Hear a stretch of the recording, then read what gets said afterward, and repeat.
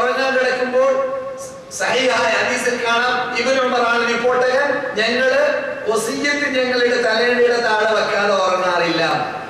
നാമോ നമ്മുടെ കൂടെ വസിയ്യത്ത് ഉണ്ടാവും, പക്ഷെ കിട്ടാനുള്ളതൊക്കെ എഴുതിയിട്ടുണ്ടാവും, കൊടുക്കാതെ എഴുതിയിട്ടുണ്ടാവില്ല. അല്ലേ? കിട്ടാനുള്ളത് ഓർമ്മയിലുണ്ടാകും, കൊടുക്കാനുള്ളത് മറന്നു കാണും. മനസ്സിലായില്ലേ? ഒരവസരത്തിൽ മദീനത്തെ പള്ളിയിലേക്ക് റസൂലുള്ളാഹി സ്വല്ലല്ലാഹു അലൈഹി വസല്ലം അടുക്കലേക്ക് ഒരു സഹാബി കടന്നു വന്നു. കടന്നു വരുന്നതിന് മുമ്പ് റസൂൽ പറഞ്ഞു, ഇപ്പോൾ നിങ്ങളുടെ മുമ്പിലേക്ക് സ്വർഗപ്പള്ളിയായ മദീനയുടെ പ്രത്യേകതയാണ്, ഇവിടെ പണ്ട് ജീവിച്ചതായ സഹാബാക്കളൊക്കെ സ്വർഗപ്പള്ളികളാണ്. സ്വർഗത്തിൽ പോകേണ്ടവർ ഭൂമിയിൽ ഈ നാട്ടിൽ ജീവിച്ചു. നിങ്ങൾ ഇരിക്കുന്ന അന്തരീക്ഷത്തിൽ ഈ ചുറ്റുപാടിൽ പണ്ട് ജീവിച്ചവർ സ്വർഗത്തിലേക്ക് പോകാൻ വേണ്ടി അല്ലാഹു തയ്യാർ ചെയ്തവരാണ്. സ്വർഗത്തിലേക്ക് ടിക്കറ്റ് ഭൂമിയിൽ നിന്ന് ലഭിച്ചവരാണ്. എന്തിലൂടെ? ആര് കൊടുത്തോ? ഖുർആനിലൂടെ. ഖുർആനാണ് അവർക്ക് പ്രഖ്യാപിച്ചത് അവർ മുഴുവൻ സ്വർഗവാസികളാണെന്നുള്ള വാർത്ത. ഒറ്റ പദത്തിൽ സർവ്വ സഹാബാക്കൾക്ക് നാം സ്വർഗം വാഗ്ദാനം ചെയ്തിരിക്കുന്നു. ഖുർആൻ സർവ്വ സഹാബാക്കൾക്കും അല്ലാഹു സുബ്ഹാനഹു വ തആല സ്വർഗം വാഗ്ദാനം ചെയ്തു. അതിൽ ഒരു വ്യക്തിയുടെ പലരെയും പേര് പറഞ്ഞ റസൂൽ പറയാറുണ്ട്. അബൂബക്കർ സ്വർഗത്തിൽ, ഉമർ സ്വർഗത്തിൽ, ഉസ്മാൻ സ്വർഗത്തിൽ എന്നൊക്കെ നാം കേൾക്കാറുള്ളത് പോലെ ഇപ്പോൾ ഒരു വ്യക്തി കടന്നു വരും. അദ്ദേഹത്തിന്റെ പ്രത്യേകത എന്താണ്? അദ്ദേഹം സ്വർഗപ്പള്ളിയാണ്. അപ്പോൾ എന്റെ ഓർമ്മ ശരിയാണെങ്കിൽ അമർ ബിൻ ആസാണ് കാത്തിരിക്കുകയാണ്, ആരാണെന്ന് അറിയാൻ വേണ്ടി. സഹാബാക്കളെ കാത്തിരിക്കുന്നു. ഒരാൾ കടന്നു വന്ന വ്യക്തിയുടെ സ്വഭാവം, അയാളുടെ കയ്യിൽ ഊതു പിടിച്ച അടയാളങ്ങളൊക്കെ ഉണ്ട്, ഇടത് കയ്യിൽ ചെരുപ്പുണ്ട്. അപ്പൊ പള്ളിയിലേക്ക് കയറുമ്പോൾ ചെരുപ്പ് അഴിച്ചാൽ ചെരുപ്പ് ഇടത് കയ്യിൽ പിടിക്കേണ്ടതാണ്. പറയാതെ അറിയുന്ന പരമാർത്ഥമാണല്ലോ. എന്ത്? റസൂലുള്ളാഹിക്ക് നല്ല കാര്യങ്ങളൊക്കെ വലത് കൈ കൊണ്ടും അല്ലാത്തത് ഇടത് കൈ കൊണ്ടാണ് റസൂൽ ചെയ്യുക. നല്ല കാര്യങ്ങളൊക്കെ വലത് കൊണ്ട് ചെയ്യും, തിന്നൽ വലത് കൊണ്ട്. അതുപോലെ തന്നെ വിസർജനങ്ങൾക്ക് വേണ്ടി, ശുദ്ധീകരണത്തിന് വേണ്ടി ഇടത് കൈ ഉപയോഗിക്കും. അപ്പോൾ അതുകൊണ്ട് സഹാബിയുടെ കയ്യിൽ ഇടത് കൈയിലാണ് ചെരുപ്പ്. അങ്ങനെ അദ്ദേഹം പള്ളിയിലേക്ക് കടന്നു. സാധാരണ ഒരു മുസ്ലിം ചെയ്യാറുള്ളത് പോലെ തഹീയ്യത്ത് നിസ്കാരങ്ങൾ നടത്തി കാണും. അങ്ങനെ 2-3 തവണ റസൂലുള്ളാഹി സ്വല്ലല്ലാഹു അലൈഹി വസല്ലം ഇങ്ങനെ വ്യക്തിയെ കുറിച്ച് പരിചയപ്പെടുത്തിയപ്പോഴൊക്കെ ഒരാളെയാണ് ഞാൻ കാണുന്നത്. ഞാൻ തീരുമാനിച്ചു, ഇയാൾ എന്ത് സ്പെഷ്യൽ അമൽ ചെയ്യുന്നത്, അയാളെ കുറിച്ച് അങ്ങനെയൊക്കെ പറയാൻ അയാളൊന്ന് ഞാൻ പരിശോധിക്കട്ടെ എന്ന് തീരുമാനിച്ചു. കുട്ടിപ്രായമാകുമ്പോൾ, യുവാക്കളാകുമ്പോൾ പ്രത്യേകിച്ച് അങ്ങനെയുള്ളതായ ആ ചെങ്കൂറ്റം ഉണ്ടാവണം. എന്ത്? നല്ലത് പഠിക്കണം, നല്ലതറിയണം, നന്മയിലേക്ക് മത്സരം നടത്തണം എന്നീ ശ്രദ്ധ നമ്മുടെ യുവാക്കളിൽ, കുട്ടികളിൽ ഉണ്ടാവണം. ഇവിടെ ജീവിച്ചവരിൽ അങ്ങനെയായിരുന്നു. ഇവിടെ ജീവിക്കുന്നവര് റസൂലുള്ളാഹിയുടെ മുമ്പിലേക്ക്, എന്റെ മുമ്പിൽ കാണുന്ന ധാരാളം 15, 14, 13 കുട്ടികളൊക്കെ കാണുന്നുണ്ട്. സന്ദർശകരുടെ കൂട്ടത്തിൽ നിന്നിട്ടും നമ്മുടെ സ്ഥിരം ദാസന്മാരിൽ നിന്നിട്ടും റസൂലുള്ളാഹി അവരത്തിലേക്ക് യുദ്ധത്തിന് പോകുമ്പോഴൊക്കെ ലൈവ് നിൽക്കലാണ്. ഞങ്ങളെ കൊണ്ടുപോകണം എന്ന് പറയാം. എന്നിട്ട് റിപ്പോർട്ടർമാരെന്നെ പറയുന്നുണ്ട്, ഞാൻ ഉഹദ് പോർക്കളത്തിലേക്ക് പോയപ്പോൾ എനിക്ക് 15 വയസ്സായില്ല, റസൂൽ എന്നെ കൊണ്ടുപോയില്ല. പിന്നെ ഖന്തഖിലേക്ക് പോയപ്പോൾ റസൂലുള്ളാഹി സ്വല്ലല്ലാഹു അലൈഹി വസല്ലം എന്നെ കൊണ്ടുപോവുകയുണ്ടായി. അതുപോലെ തന്നെ ബദറിലേക്ക് എന്നെ കൊണ്ടുപോയില്ല എന്ന് പറയുന്ന സഹാബി കുട്ടികളായ, യുവാക്കളായ, നമ്മുടെ നേതാക്കളായ സഹാബാക്കളെ കാണാവുന്നതാണ്. അതുപോലെ തന്നെ റസൂലുള്ളാഹിയുടെ സദസ്സിലേക്ക് വിരലിന്റെ മലയുടെ മീതെ കയറി നിന്നിട്ട് വലിപ്പമുണ്ടെന്ന് കാണിക്കാൻ വേണ്ടി കടന്നു വരുന്നവരെയും ചരിത്ര ഗ്രന്ഥത്തിൽ കാണുന്നു. എന്തിനാണ്? റസൂൽ കൊണ്ടുപോകട്ടെ. എവിടെ? മൂന്നാം കളിക്കും. അല്ല, മൂന്നാം കളിയുണ്ടോ? ഇപ്പൊ എന്തിനാ മൂന്നാം കളിയുടെ ആവശ്യം? ഇപ്പോ ചവറ്റ് കൊട്ടയിലൂടെ ഇങ്ങനെ ലോക തണ്ടികളുടെ, ലോക തോന്നിവാസികളുടെ, ലോക റോക്ക് ആൻഡ് റോൾ നടത്തുന്നവരുടെ, ആ തുണിയിച്ച് ചാടുന്നവരുടെ എല്ലാം മീതിരുന്ന് കയറണ്ട. എങ്ങനെ? വെറുതെ പോല നാം ഫോറിൻ മണിയിലൂടെ, നാം അല്ല തന്ന ആ കാശിലൂടെ വാങ്ങിയിട്ട് കയറ്റി വെച്ചിട്ട് ഇറക്കാം. പിന്നെ എന്തിനാണ് ലൈവ് നിൽക്കേണ്ട ആവശ്യമില്ല അല്ലേ? ശ്രദ്ധിക്കണം. നമ്മുടെ ഖുർആനിലുള്ള പലതവണ ലഹു എന്ന പദം ഉപയോഗിക്കുന്നുണ്ട്, ലഹു എന്ന പദം ഉപയോഗിക്കുന്നുണ്ട് പലതവണ, ദശക്കണക്കിന് പ്രാവശ്യം. ലഹു എന്ന് പറഞ്ഞാൽ വിനോദങ്ങളാണ്, കലിയാണ്, വിനോദങ്ങളാണ്. ഈ സാഹിത്യങ്ങൾ അപ്രകാരം തന്നെ നമ്മുടെ മുമ്പിലുള്ളതായ മ്യൂസിക്കുകളും ഹാർമോണിയങ്ങളും ഉൾക്കൊള്ളുന്നതായ അശ്ലീല ഗാനങ്ങൾ, അശ്ലീല രാഗങ്ങൾ നാം ഒരു മുസ്ലിമിന്റെ കാതുകൊണ്ട് കേൾക്കാൻ പാടില്ലാത്ത അല്ലാഹു തീർത്ത് പറഞ്ഞതാണ്. ഇന്ന സമഅ കാത്, വൽ ബസറ കണ്ണ്, വൽ ഫുആദ ഹൃദയം, കുല്ലു ഉലൈക കാന അൻഹു മസ്ഊല, അവകളെ കുറിച്ച് ചോദിക്കപ്പെടുക തന്നെ ചെയ്യും. മലക്കുകളെ അവരെ അവിടെ നിർത്തു. ഇന്ന അവരോട് ചോദിക്കപ്പെടേണ്ടതുണ്ട് എന്ന് ഖുർആനാണ് പ്രഖ്യാപിച്ചത്. 1400 വർഷങ്ങൾക്ക് മുമ്പ് എന്തെങ്കിലുമല്ല. അതുകൊണ്ട് എന്ത് ചെയ്യുകയാണെങ്കിൽ ഒരു മുസ്ലിം എന്ന നിലക്ക്, മുസ്ലിം എന്ന് പറഞ്ഞാൽ അനുസരണശീലൻ, മുസ്ലിം എന്ന നിലക്ക് കൈ പൊക്കുകയാണെങ്കിൽ അനുവദിച്ചിട്ടുണ്ടോ, നോക്കുകയാണെങ്കിൽ അനുവദിച്ചിട്ടുണ്ടോ, ചെയ്യുകയാണെങ്കിൽ അനുവദിച്ചിട്ടുണ്ടോ എന്ന് ശ്രദ്ധിക്കൽ അനിവാര്യമാണ്. പറഞ്ഞു വരുന്നത്, അങ്ങനെ ഇവിടെ ജീവിച്ചിരുന്ന കുട്ടിപ്രായത്തിൽ തന്നെ സഹാബാക്കൾ ആ കാലഘട്ടത്തിൽ അവർക്ക് നിർബന്ധം റസൂലുള്ളാഹിന്റെ കൂടെ യുദ്ധത്തിന് വേണ്ടി പോകണമെന്നായിരുന്നു. ഇത് ഉല്ലാസയാത്രയല്ല, ഫ്രഞ്ചിലേക്ക് പോകലല്ല, ജർമ്മനിലേക്ക് പോകലല്ല, ജപ്പാനിലേക്ക് പോകലല്ല, സുഖവാസ കേന്ദ്രങ്ങളിലേക്ക് പോകലല്ല, പോർക്കളത്തിലേക്ക്, ശത്രുക്കളുടെ മുമ്പിലേക്ക് നെഞ്ചി കാട്ടി പരിചകളെ അല്ലെങ്കിൽ ആയുധങ്ങളെ, അമ്പുകളെ അല്ലെങ്കിൽ വാളുകളെ സ്വീകരിക്കാൻ വേണ്ടിയുള്ള പോക്കാണെന്ന് അവർക്ക് അറിയാം. എന്തുകൊണ്ട്? അവർ ചെറുപ്പത്തിലെ അവർക്ക് കയ്യിൽ വാള് പിടിക്കാൻ പറ്റുന്ന സമയത്ത് വിറക് കൊണ്ടുള്ളതായ, മരം കൊണ്ടുള്ളതായ വാള് കൈ പിടിച്ചിട്ട് ട്രെയിനിങ് നേടലായിരുന്നു മദീനയിൽ. ഒരു പ്രഭാതത്തിൽ പെട്ടെന്ന് അങ്ങോട്ട് ബദലുദ്ധം നടന്നതല്ലോ, പെട്ടെന്ന് അങ്ങോട്ട് വഴിയുദ്ധം നടന്നതല്ല. പിന്നെ ചെറുപ്പത്തിലേ അതിനു വേണ്ടി അവരെ വാർത്തെടുക്കലാണ്, അവരെ ഒരുക്കിയെടുക്കലാണ്, അവരെ തയ്യാറാക്കലാണ്. റസൂലുള്ളാഹി സ്വല്ലല്ലാഹു അലൈഹി വസല്ലമിന്റെയും സഹാബാക്കളുടെയും പതിവ് നമുക്ക് ഇന്ന് അത്രയും വികസിച്ച് ചിന്തിക്കേണ്ടതില്ല എന്ന് മാത്രമല്ല ചെയ്യേണ്ടതുമില്ല. എന്തുകൊണ്ട്? ആ രൂപത്തിൽ യുദ്ധം ചെയ്യേണ്ട മേഖലകൾ കുറവാണ് എന്നതുകൊണ്ട്. എന്നാൽ ശരീരത്തോട് പോരാടാൻ, നമ്മുടെ ദേഹേച്ഛയോട് പോരാടാൻ, നമ്മുടെ കൂടെ പറപ്പായിട്ട് നമ്മുടെ കൂടെ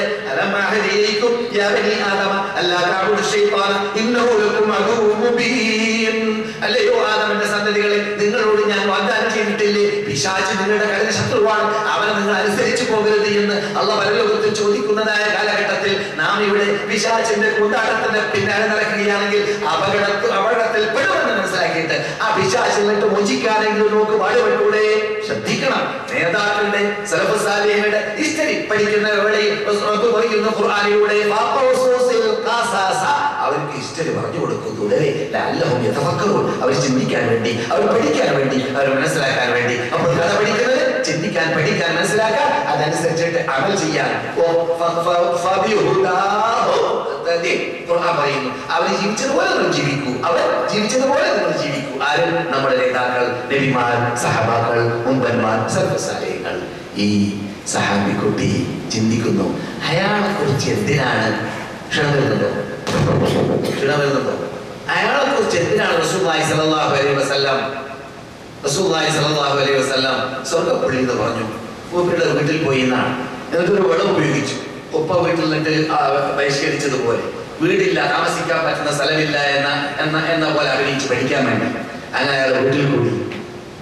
വീട്ടിൽ 3 ദിവസം ഏതായാലും കൂടാലോ. ഒരു അതിഥി വന്നാൽ എത്ര ദിവസം ജോലിയാകുന്നത്? 3 ദിവസം.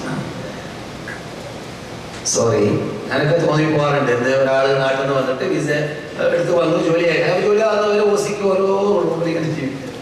അത് ഞാൻ തെരഞ്ഞെടുത്തൊന്നുമില്ല കേട്ടാ, ഉറക്കം വന്നാൽ ക്ഷീണം മാറാൻ വേണ്ടിയാണ്. ജോലിയില്ലാത്തവർക്ക് അള്ളാഹു ജോലി നൽകട്ടെ, ഹലാലായ രൂപത്തിൽ സമ്പാദിക്കാൻ അള്ളാഹു തൗഫീഖ് നൽകട്ടെ.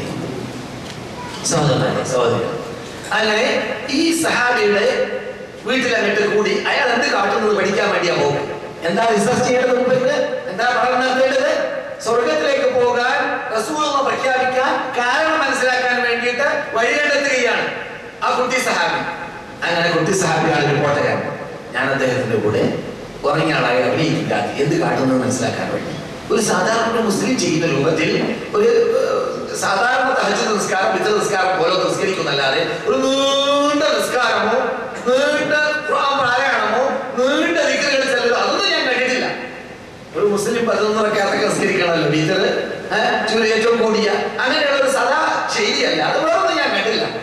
2ാം ദിവസം കണ്ടില്ല, 3ാം ദിവസം കണ്ടില്ല. 3ാം ദിവസം ആയപ്പോൾ നമ്മുടെ വിസ അവസാനിച്ചല്ലോ. ഒപ്പരോട് ചോദിച്ചല്ല, മഹാനെ ഞാൻ പോവാണ്, എനിക്കൊരു കാര്യം നിങ്ങളോട് ചോദിക്കാനുണ്ട്. എന്റെ വാപ്പ എന്നെ ബഹിഷ്കരിച്ചൊന്നുമല്ല ഞാൻ നിങ്ങളുടെ അടുക്കലേക്ക് വരാൻ കാരണം. റസൂലുള്ളാഹി നിങ്ങളെ കണ്ടപ്പോൾ 3 തവണ പറഞ്ഞു നിങ്ങൾ സ്വർഗ്ഗപ്പുള്ളിയാണ്. അപ്പോൾ നിങ്ങൾ എങ്ങനെ സ്വർഗം നേടാൻ? സ്വർഗ്ഗപ്പുള്ളി റസൂലുള്ളാഹി പറയുമല്ലോ, റസൂൽ സംസാരിക്കുക, പോകരുത് പറയുമല്ലോ റസൂൽ. റസൂൽ പറഞ്ഞത് ശരിയാണ്. നിങ്ങൾക്ക് എങ്ങനെയാണ് സ്വർഗം നേടാൻ സാധിച്ചത്? എന്ത് പഠിക്കാൻ വേണ്ടി ഞാൻ വന്നതാണ്. നിങ്ങളാണെങ്കിൽ ഒരു പ്രത്യേക കാര്യങ്ങളൊന്നും ചെയ്യുന്നതായിട്ട് ഞാൻ കണ്ടില്ലതാണ്. എന്താണ് നിങ്ങൾ ഒരു ജീവിതത്തിൽ ചെയ്യുന്ന പ്രത്യേകത? പറഞ്ഞു, കുട്ടി, നിങ്ങൾ മനസ്സിലാക്കിയതുപോലെ ഞാൻ സാധാരണ മനുഷ്യൻ തന്നെയാണ്. ഞാൻ കൂടുതൽ അമൽ ചെയ്യുന്ന ആളൊന്നുമല്ല. പക്ഷേ ഞാൻ എന്നും ഉറങ്ങാൻ കിടക്കുമ്പോൾ റബ്ബിനോട് പറയും, റബ്ബേ, ഒരു മുസ്ലിമിന് എന്നിലൂടെ ദ്രോഹം പരലോകത്തിൽ വരാൻ പാടുള്ളതല്ല. വല്ലതും എനിക്ക് തരാനൊരു മുസ്ലിമിനുണ്ടെങ്കിൽ ഞാനിതാ മാഫ് ചെയ്തു കൊടുത്തിരിക്കുകയാണ്.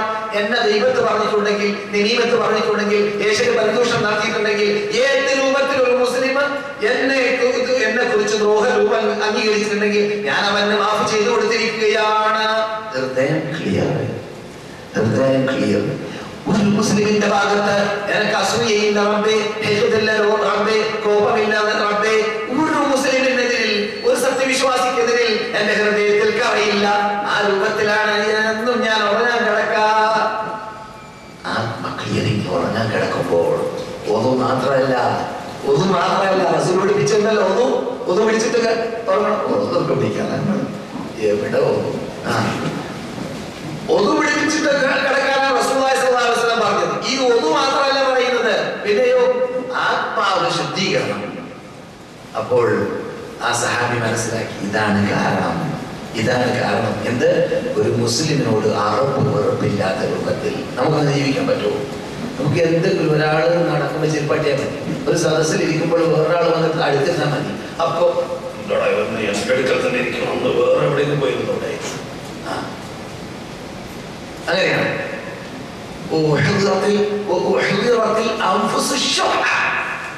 മനുഷ്യരിൽ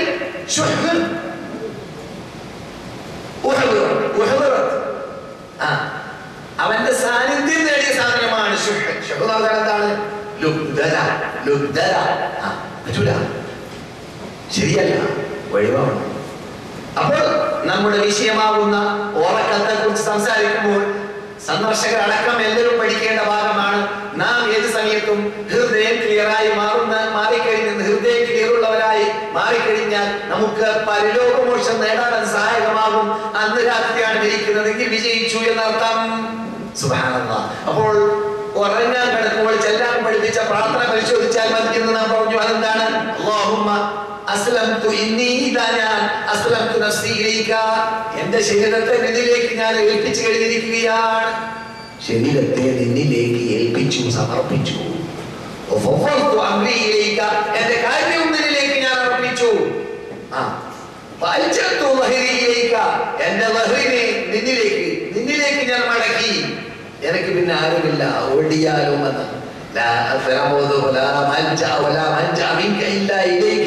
പേടിച്ചോടിയാൽ, സിംഹത്തെ കണ്ടോടിയാൽ നാം എവിടേക്ക് ഓടാ? സിംഹത്തിന്റെ ഓപ്പോസിറ്റ് ഓടാ, അല്ലെ? സിംഹത്തിന്റെ നേരെ വിപരീതമാണ് ഓടുക. അങ്ങനെയല്ല, ഭൂമിയിൽ നാം കള്ളനെ പേടിച്ചോടിയാൽ അല്ലെങ്കിൽ ദ്രോഹിയെ പേടിച്ചോടിയാൽ നേരെ ഓപ്പോസിറ്റ് ഓടാം. അള്ളാഹനെ പേടിച്ചോടുന്നവൻ എവിടേക്ക് ഓടാ?